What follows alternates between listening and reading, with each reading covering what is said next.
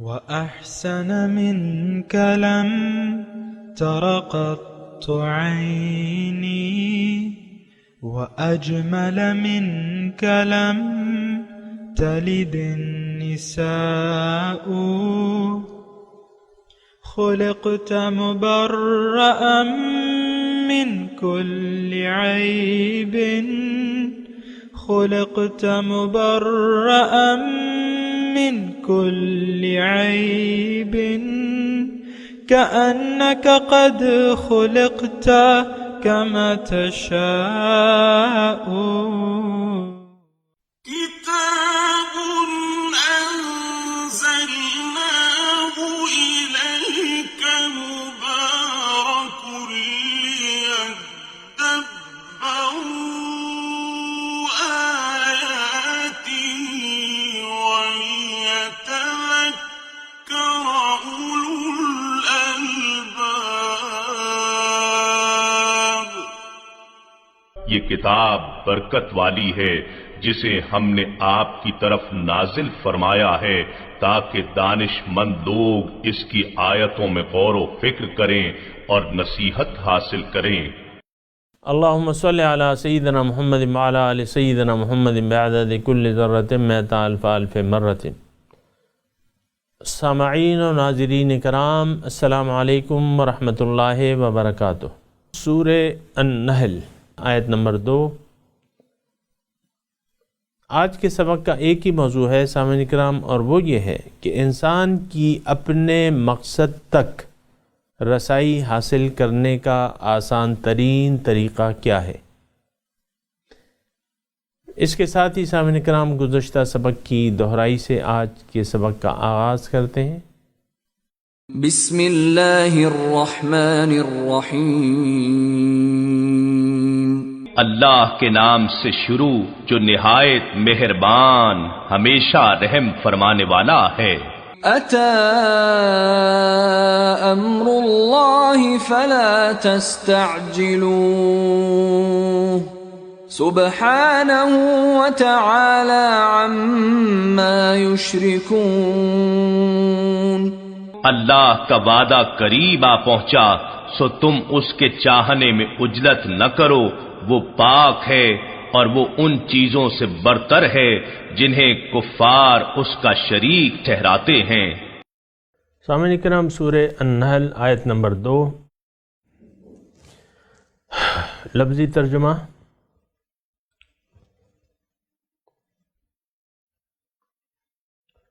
ینزل الملائکۃ، اللہ تعالیٰ نازل کرتا ہے فرشتوں کو بالروح، روح کے ساتھ، من امرہ، اپنے حکم سے، علی من یشاء من عبادہ، جس کو چاہتا ہے اپنے بندوں میں سے، ان انذروا، مقصد کیا ہے کہ تم خبردار کرو لوگوں کو، انہ لا الہ الا انا، کہ نہیں ہے کوئی معبود مگر میں، فاتقونی، پس مجھ سے ہی ڈرو، میری نافرمانی سے بچو اور میرے عذاب سے ڈرو۔ سامعین کرام، جو زیر نظر آیت ہے اس میں وحی کے نازل ہونے کا مقصد بیان اللہ تعالیٰ بیان فرما رہے ہیں۔ پھر جو مقصد تخلیق ہے اس میں بنیادی مضامین ہیں۔ ایک تو یہ ہے کہ وحی نازل ہونے کا مقصد کیا ہے، ایک۔ پھر انسان کی زندگی کا کامیابی کا راستہ کیا ہے، زینہ کیا ہے۔ تو یہ دو مضامین ہیں سامعین کرام۔ اور پھر وہ کلمہ توحید ہے اور اس کا مطلب ہے، تو اصل میں ینزل الملائکۃ، اللہ تعالیٰ نازل، جب حضور صلی اللہ علیہ وسلم جب یہ آیات نازل ہو رہی تھی اور پورا قرآن ہی فرشتے کے ذریعے دے، فَإِنَّهُ نَزَّلَهُ عَلَىٰ قَلْبِكَ، اللہ تعالیٰ نے حضور کے دل پہ جبرائیل علیہ السلام کے ذریعے یہ نازل کیا ہے ملائکۃ۔ تو وہی کہ ایک تو اس میں سامعین اکرام قابل غور بات یہ ہے کہ وحی کا ایک ظاہر ہے اور ایک باطن ہے۔ ظاہر تو وہ الفاظ ہیں، اور باطن جو ہے اس کا ایک نور ہے، روح، ایک اس کی روح ہے۔ اور سامعین کرام، صرف الفاظ پڑھ لینا کافی نہیں ہوتا، بلکہ اس کی روح کے مطابق اس کو سمجھ لینا، یہ بھی اس کی بھی ضرورت ہے، کیونکہ یہاں وحی کو روح کہا گیا ہے کہ فرشتے جو ہیں نازل کرتے ہیں، نازل کرتا ہے وہ فرشتوں کو روح بالروح، یعنی وہ وحی، اور وہ روح من امرہ۔ یہ امید ہے سامعین کرام آپ سمجھ گئے ہوں گے کہ میں صرف یعنی دیکھیں تھوڑی سی میں اس کی وضاحت کروں روح کی۔ ایک تو قرآن کا ظاہر ہے اور ایک تو باطن ہے، یہ تو حدیث کا صاف مضمون ہے۔ اور ظاہر پر اگر عمل کیا جائے اس کی روح کے مطابق، اس کے معنی کے مطابق اور اس کی روح کے مطابق، پھر کیا ہوتا ہے؟ اللہ تعالیٰ اس کے ذریعے ایک نور پیدا کر دیتا ہے۔ یہ وہی جو ہے یہ بذات خود ایک نور ہے۔ قد جاءکم من اللہ نور، تمہاری طرف اللہ تعالیٰ کی طرف سے نور آیا ہے، تو بذات خود وہی جو ہے ظاہر ہے کہ یہ تو اللہ کا کلام ہے اور یہ نورانی کلام ہے۔ لیکن اس کی جو حقیقت ہے اس کو پا لینے کے لیے اس کے ظاہر کو اس کے باطن کے مطابق اپنانا ہوگا، تو اس کا نتیجہ کیا ہوگا؟ اس کا نتیجہ یہ ہوگا کہ اللہ تعالیٰ دل میں ایک نور پیدا کر دے گا۔ افمن جعلنا لہ نورا یمشی بہ فی الناس کمن مثلہ فی الظلمات لیس بخارج منہا افمن شرح اللہ صدرہ للاسلام فہو علی نور من ربہ، جس کا سینہ میں نے اسلام کے لیے کھول دیا وہ اللہ تعالیٰ کی طرف سے ایک نور پہ ہوگا۔ افمن جعلنا لہ نورا یمشی بہ فی الناس، آیا وہ شخص جس کے لیے میں نے ایک نور مقرر کر دیا ہے، یمشی بہ فی الناس، جس کے ذریعے وہ لوگوں میں چلتا پھرتا ہے، کمن مثلہ فی الظلمات، کیا وہ ہو سکتا ہے اس شخص کی طرح جو تاریکی کے، جو جہالت کے اندھیرے میں ہو؟ نہیں ہو سکتا، یہ دونوں برابر نہیں ہو سکتے۔ حل یستویان مثلا، الحمدللہ۔ تو کہنے کا مقصد میرا یہ ہے سامعین کرام کہ جو قرآن کا باطن ہے وہ قرآنی تعلیمات کو اس کے روح کے مطابق عمل کرنے سے وہ باطنی نور انسان کو حاصل ہو جاتا ہے، یا اللہ تعالیٰ اس کو عطا کر دیتا ہے۔ اور یہ اس میں کوئی تخصیص نہیں ہے سامعین کرام، ہر انسان خلیفۃ اللہ ہے، یعنی خلیفۃ اللہ بننے کی استعداد لے کے آیا ہے، یہ بات یاد رکھیں۔ اور ہر انسان اس نورانی استعداد کو لے کے آیا ہے، اس کا دل جو ہے وہ نورانی ہو سکتا ہے۔ اس کے لیے شرط کیا ہے کہ قرآن کے ظاہر کو اس کی روح کے مطابق اس پہ عمل کیا جائے، تو تب دل جو ہے وہ نورانی ہو جاتا ہے۔ تو ایک تو یہ بات ہو گئی، اور من امرہ، یہ اللہ کا حکم ہے، علی من یشاء، یعنی یہ اللہ تعالیٰ کے حکم سے، یعنی وہ ہستی جو کہ علیم بذات الصدور ہے، نمبر ایک، جو کہ العزیز ہے، غالب ہے، جو کہ القادر ہے اور رحیم ہے، کریم ہے، یعنی وہ ہستی جس کے متعلق ہم کوئی تصور نہیں قائم کر سکتے اس کی صفات کے متعلق۔ تو اللہ تعالیٰ فرماتا ہے کہ وہ کوئی معمولی تنزیل من رب العالمین، اللہ تعالیٰ فرماتا ہے یہ نزول ہے رب العالمین کی طرف سے، اور رب العالمین کے بارے میں سامعین کرام ہم اندازہ نہیں لگا سکتے اس کی عظمت کا۔ وہو العلی، العظیم، بہت بلند مرتبہ، بہت عظیم الشان۔ تو سامعین کرام، یہ مثال کے طور پہ میں آپ کو تھوڑی سی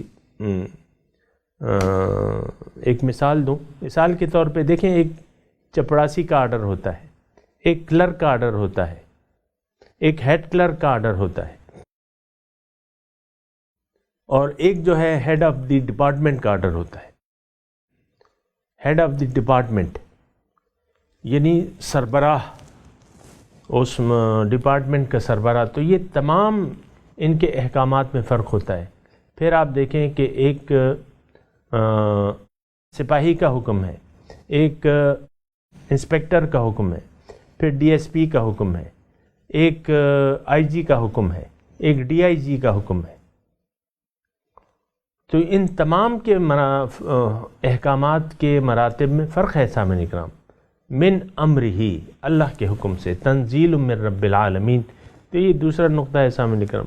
علی من یشاء، اللہ تعالیٰ جس کو چاہتا ہے وہ اتار دیتا ہے۔ اس میں تو ظاہر ہے کہ رسالت جو ہے وہ عطائی ہے، کسبی نہیں ہوتی۔ پھر اس کا مقصد کیا ہے؟ انذروا، کہ لوگوں کو خبردار کیا جائے۔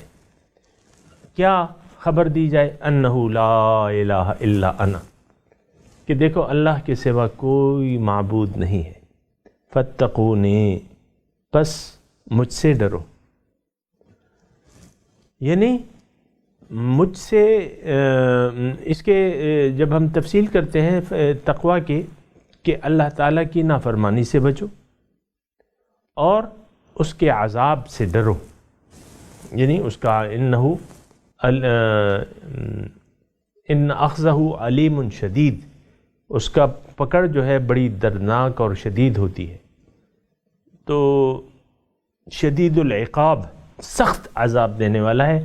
یہ تو ہم الفاظ سے کہتے ہیں نا سامعین کرام، ہمیں اس عذاب کا تصور نہیں ہو سکتا جو عذاب نافرمانوں کو دیا جائے گا، یا جو سلوک مجرموں کے ساتھ کیا جائے گا، اس کی تمثیل، مثالیں بیان تو کر رہا ہے اللہ تعالیٰ، لیکن ہمیں اس آگ کا اندازہ نہیں ہے۔ اس پانی کی جو گرماہٹ ہے جو پینے کے لیے دیا جائے گا، اس کا ہمیں اندازہ نہیں ہے۔ بہرحال تو یہ ہے کہ اچھا، اب اس میں جو مسئلہ ہے، یعنی جو سمجھنے کی بات ہے وہ یہ ہے کہ کیوں اتنا زور ہے، لا الہ پہ اتنا زور کیوں ہے؟ دیکھیں، وہی فرشتے لے کے آتے ہیں، ٹھیک ہے، رسول پہ وہی آتی ہے، اور کیا چیز، کس چیز سے خبردار کیا جاتا ہے؟ لا الہ الا انا، بھائی میرے سوا کوئی معبود نہیں ہے، بتا دو کہ اللہ کے سوا کوئی معبود نہیں ہے۔ تو یہ لا الہ پہ کیوں اتنا زور ہے؟ سامعین کرام، یہاں کچھ بیوقوف یا کمعقل لوگ یہ کہہ سکتے ہیں کہ بھئی کہ لا الہ میں اللہ تو کسی کی تعریف کا محتاج نہیں ہے، کسی کی عبادت کا محتاج نہیں ہے، اور پھر وہ خیال بھی نہیں رکھتے، یعنی اللہ تعالیٰ کی شان بے نیازی کو دیکھتے ہوئے وہ گناہ کرتے چلے جاتے ہیں کہ اللہ تعالیٰ غفور الرحیم ہے، اس کو کیا ضرورت ہے۔ یہ ایک طبقہ ایسا ہے، ایک ذہنیت ایسی ہے کہ وہ اللہ تعالیٰ کے متعلق یہ گمان رکھتی ہے کہ بس یعنی چند باتوں کا خیال رکھو، کسی کو دھوکہ نہ دو، فراڈ نہ کرو، کسی کا دل نہ دکھاؤ، بیواؤں یتیموں کی امداد کرو، بس اللہ اللہ خیر صلی اللہ، کوئی دین کی ضرورت نہیں ہے، کچھ بھی نہیں ہے، بس اتنا خیال رکھو جو میں نے عرض کیا ہے، باقی تمہاری مرضی ہے، جو کرو جس طرح مرضی چاہے۔ یہ ایک بہت انتہائی گمراہ کن تصور ہے سامنے کا، اور یہ میں یعنی آپ کو بھی معلوم ہوگا، مجھے بھی معلوم ہے کہ ایسا ایک طبقہ ہے، نماز روزہ کچھ بھی نہیں، کھاؤ پیو عیش کرو اور بے فکری سے زندگی گزارو، بس یہ ہے کہ جھوٹ مت بولو، یا چوری چکاری نہ کرو، یہ اس طرح کی باتیں ہیں. باقی جو مرضی ہے کرو، یہ انتہائی گمراہ کن تصور ہے، ایسی بات نہیں ہے. دیکھیں لا الہ میں ساری کامیابی ہے کہ معبود اللہ کے سوا کوئی نہیں. اب تھوڑا سا یہ سوچنا ہوگا کہ لا الہ کی اتنا زور کیوں ہے. بات یہ ہے سامعین کرام کہ اللہ تعالیٰ نے انسان کو جس مقصد کے لیے پیدا کیا ہے تو وہ مقصد تو لا الہ کہنے سے حل ہوگا.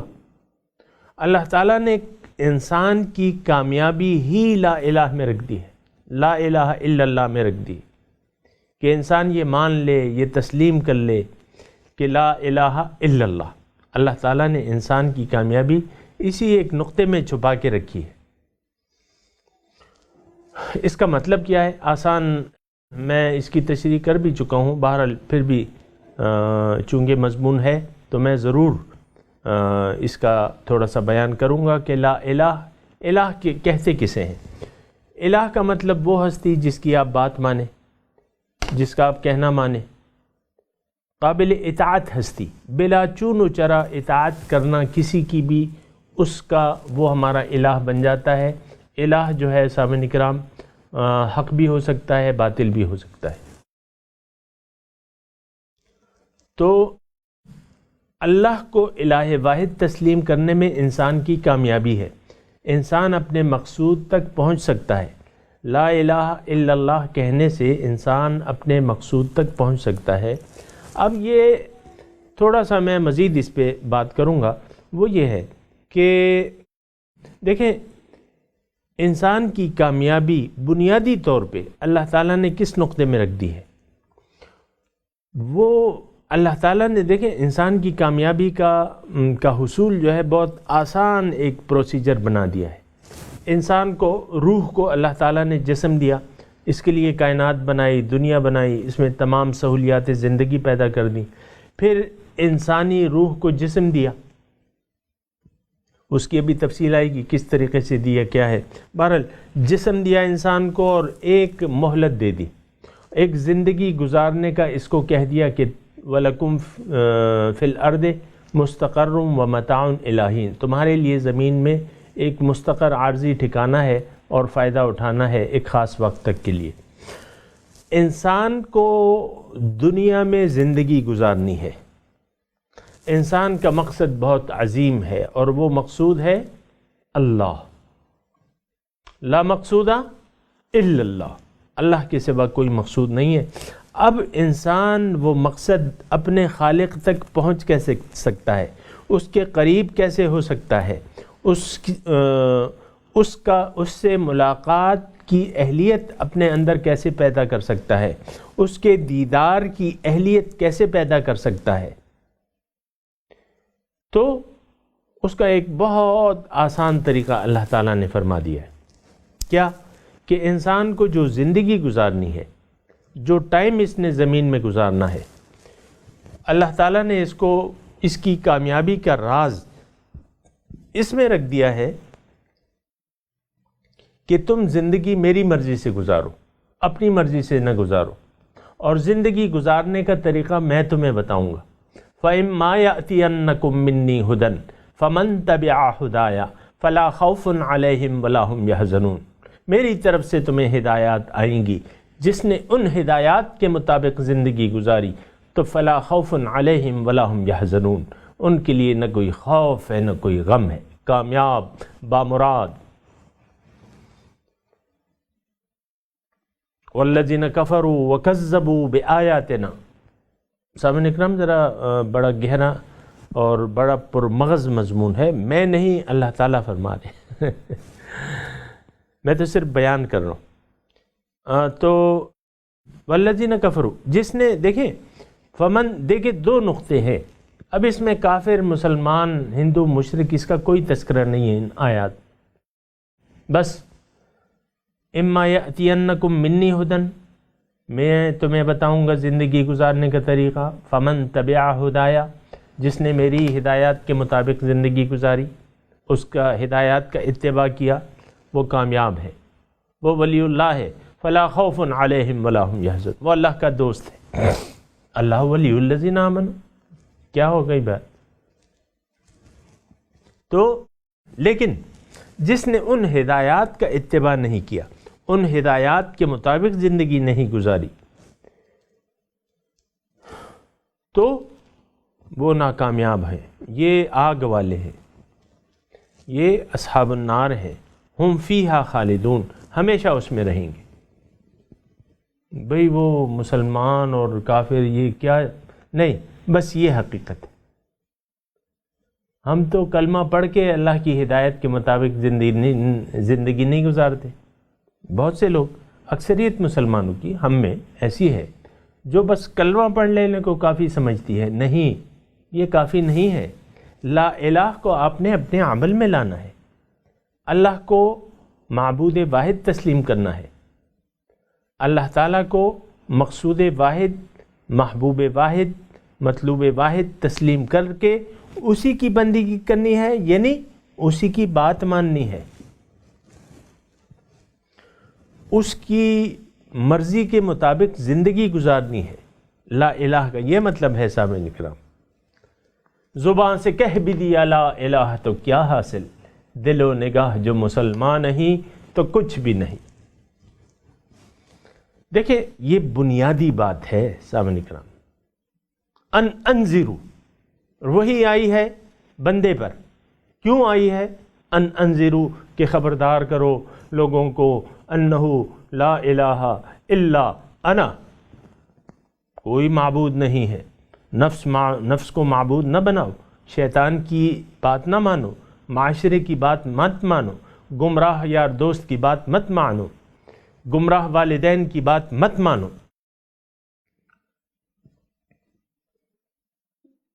یہ ساری باتیں قرآن کی ہیں۔ وَإِن جَاهَدَاكَ عَلَىٰ أَن تُشْرِكَ بِي مَا لَيْسَ لَكَ بِهِ عِلْمٌ فَلَا تُطِعْهُمَا، والدین کے بارے میں ہے کہ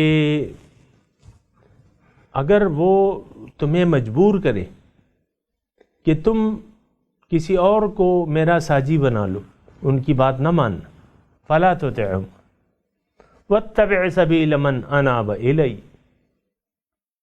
اور پیروی کس کی کرنا؟ گمراہ والدین کی نہیں، من اناب الیہ، جو میری طرف رجوع کر چکا ہے اس کی پیروی شروع کر دو۔ سامعین اکرام، یہاں ایک اور نقطہ ضمناً میں آپ کو بتا رہا ہوں کہ ہم آج معاشرے میں ایک ایسا طبقہ پیدا ہو گیا ہے جو روحانی رہنمائی کا منکر ہے۔ وہ کہتا ہے کسی استاد کی ضرورت نہیں ہے، کسی رہنما کی ضرورت نہیں ہے۔ یہ گمراہ کن بات ہے، یہ گمراہ کن بات ہے۔ دیکھیں پہلے استاد آیا پھر کتاب آئی، رہنما پہلے آیا رہنمائی بعد میں آئی۔ رہنمائی تو پھر مکے کے جو حضور صلی اللہ علیہ وسلم نے جو مکے میں سال گزارنے کے بعد گئے تھے مدینے، وہاں رہنمائی آئی ہے، وہاں ہدایات آئی ہیں۔ پہلے تو رہنما تھا۔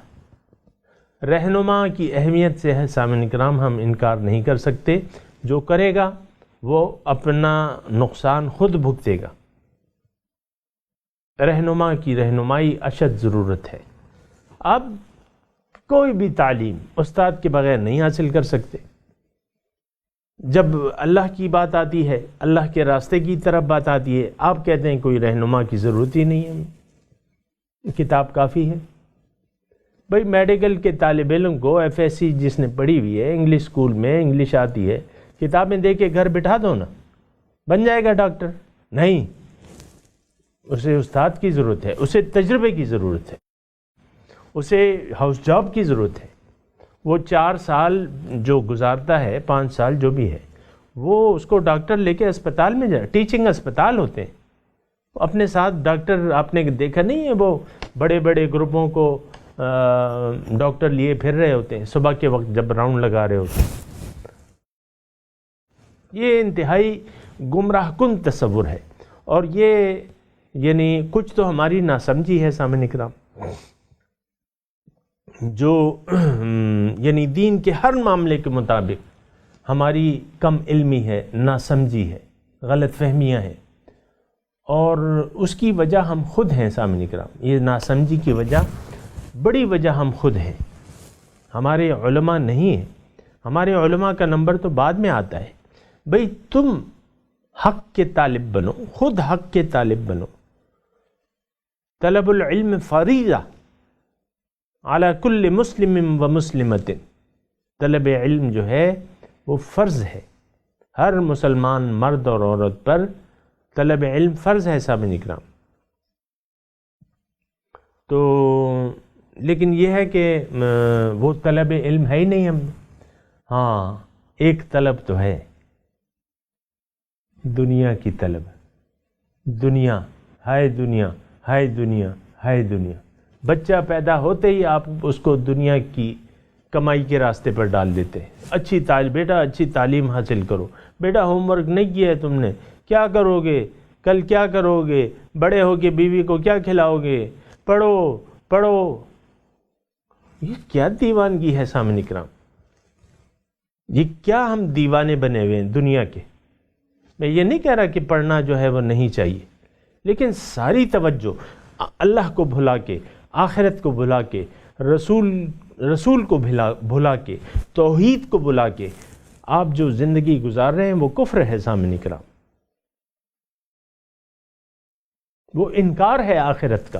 ہمارا جو طرز زندگی ہے، جو طرز سوچ ہے سامعین کرام، یہ کافرانہ سوچ ہے، یہ تو کافرانہ سوچ ہے۔ وہ کہتے تھے ان ہی الا حیاتنا الدنیا نموت و نحیا وما کننا بمبعوثین۔ تو دنیا ہی ہے ساری زندگی، اصل زندگی تو بس یہی دنیا ہے، مر رہے ہیں جی رہے ہیں، بعد میں اٹھنا تو نہیں ہے۔ عملاً یہ سوچ ہم نے اپنائی ہوئی ہے سامنے کرام، نہ جنت جانے کی کوئی تیاری ہے، نہ دوزخ سے کسی قسم کا کھٹکا ہے، نہ قبر کے عذاب سے ڈر رہے ہیں ہم۔ تو بات یہ ہے کہ یہ تو کافرانہ افعال ہیں سامنے کرام، اللہ کو بھول کے جینا کیا جینا ہے سامنے کرام۔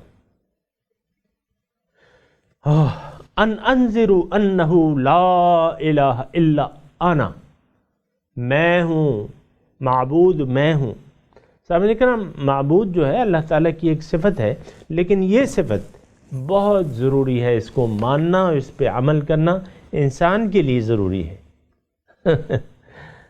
اللہ کو تو کوئی فرق نہیں پڑتا، سارے کافر ہو جاؤ کوئی فرق نہیں ہو رہا، کوئی، وہ تو بے نیاز ہے، غنی عن العالمین، تمام عالموں سے بے نیاز ہے۔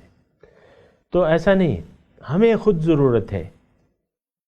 دیکھیں بچہ کلاس میں بیٹھ کے اگر پڑھائی نہ کرے، مثال کے طور پہ استاد پڑھاتا جاتا ہے، وہ اسے بے توجہی کرتا ہے، تو اس کا نقصان کس کو ہوگا؟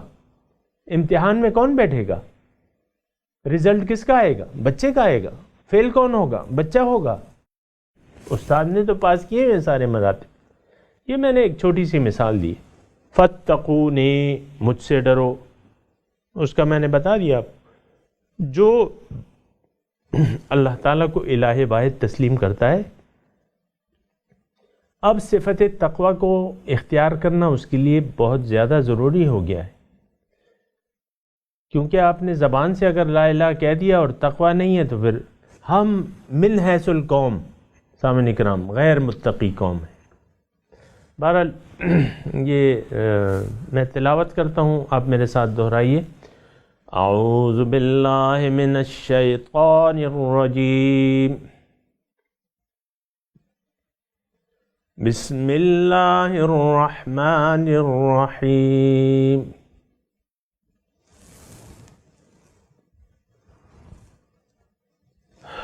ينزل الملائكة بالروح من أمره على من يشاء من عباده أن أنذروا أنه لا إله إلا أنا فاتقوني۔ اب ترجمہ سنا دیجئے۔ ينزل الملائکۃ بالروح،